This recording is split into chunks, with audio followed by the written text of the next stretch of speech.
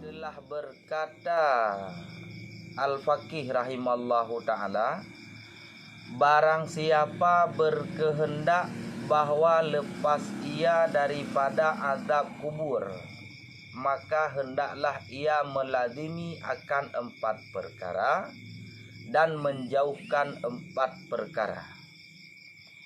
Ya, jadi ni pegah le pengarang kitabnya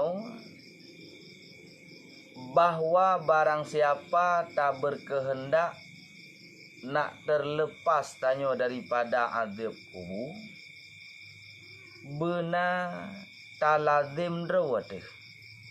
Benar talazim drawatih pet perkara dan betapejiuh drawatih pet perkara. Teman yang pertama, adapun 4 perkara yang melazimi ia akan dia, maka memeliharakan akan sembahyangnya. Ya. Jadi supaya tanyo nak terlepas daripada azab kubur, ni pegah dalam kitabnya, iaitu yang pertama neyu pelihara akan sembahyangnya. Makna tak pelihara sembahyang juga tak sembahyang habis-habis, memang nyan kewajiban. Nyan bakta sembahyang nyan bek tajuk kugo. Nyan makna daripada tak pelihara sembahyang. Karena apa kan? Juga na hal-hal buat kebaikan yang akan tak transfer kugo. Maka giu jaga segala amal kebaikan getanyo, giu pelihara sembahyang getanyo, supaya ahwate tanyo tahu bahwa Allah nak terlepas daripada azab kubur. Amin. Berarti yang pertama memelihara akan sembahyang. Tak jaga tanyo sembahyang, tak menuntut majlis taklim, tak murno oleh tanyo tentang masalah farduin. Jadi yang ata hanjir tu berkat dengan nata menuntut bak malamnya kata tepu. Jadi yang hana ada tepu likut kagak pemaah oleh Allah. Juga memelihara akan sembahyang, nyan sembahyang tanyo bek tajuk kegop. Nyan juga pemahaman bahwa tak pelihara sembahyang. Bek oleh tak puput kebaikan kata transfer kegop.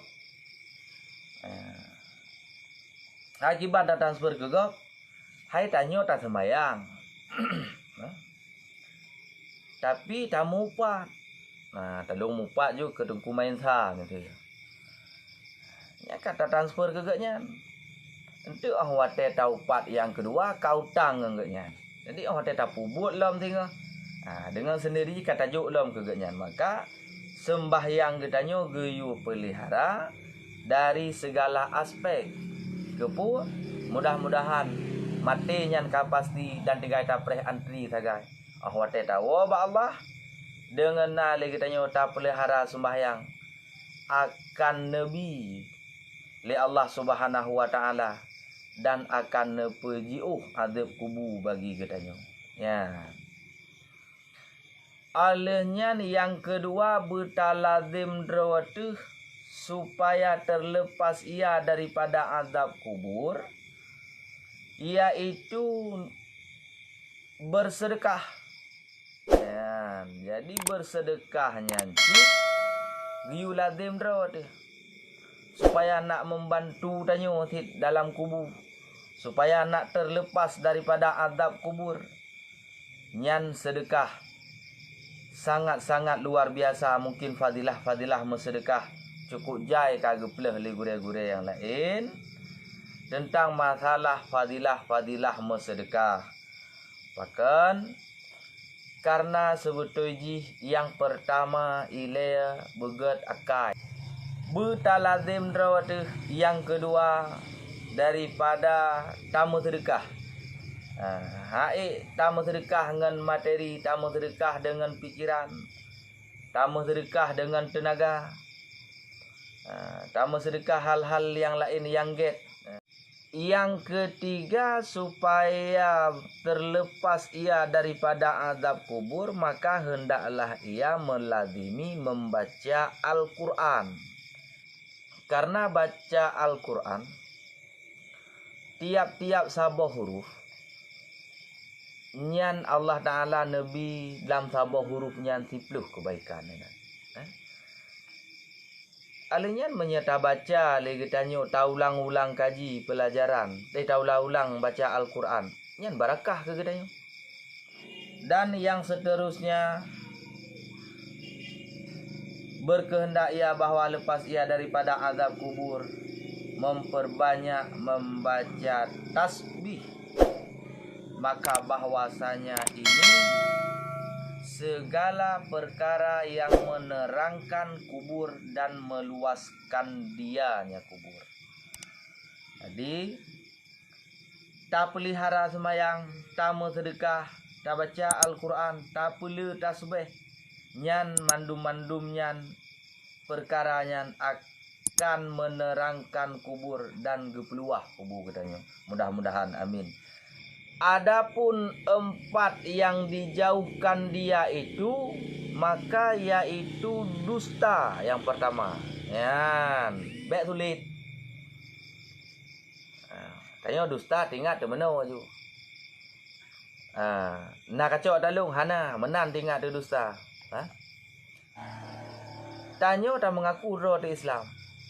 Tetapi hal-hal yang diperintahkan hana ada buat sulit berarti. Ya, benar.